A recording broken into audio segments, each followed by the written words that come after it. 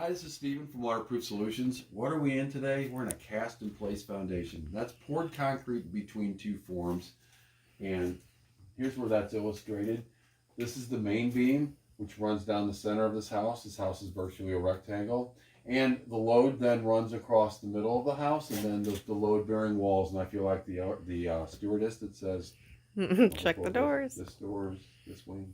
But at the end of the day, that's where most of your load sits, as well as here. The other part of it then runs on the spine of the house, which is the main beam, I-beam. And as you see here, there's an H-beam that's sitting in underneath here. Actually, it's an I-beam as well, and it has sunk. And as we look at the floor, we see how it has collapsed and started to pan down. Now, there's been a drain tile system put in, and that's the evidence that we see here. And we're just going to really be hopeful in the sense that if there was a broken footing, they would have spoke up, because there would have been an opportunity for them to do something if they had the ability to do so. So common sense tells me that we're going to stand down on that unless we have reason to do something. What would give me reason to do something? Well, concrete inherently is very strong as it's compressed, but its tensile strength, its flexibility is a lot like glass.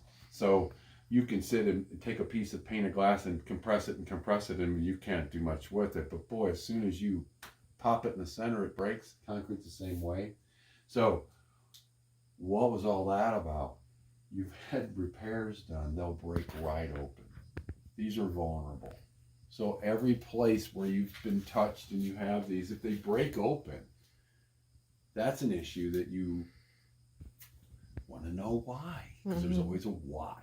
Now, what would be our why as to why this happened? I think initially what I'd say is our soils are pretty bad here, and then you add the fact that you might have accidentally overdug it.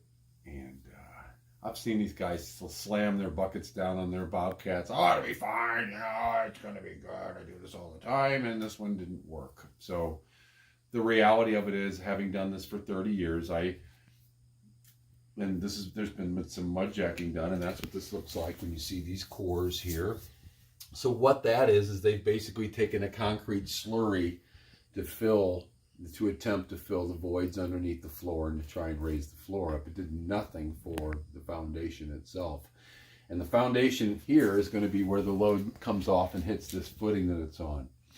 We're going to be putting a very big footing on it, a spread footing below the floor, and then pouring the floor back on top of it to take care of this. Now, there's two that run down here, and the other one right here. So this doorway, this whole area, this door may be affected in the work that's got to be done. I think you're aware of that. So at the end of the day, we're going to just go ahead, and I'm going to have my lovely camera lady pan her basement in its entirety so that we have a good working schedule, something to work off of.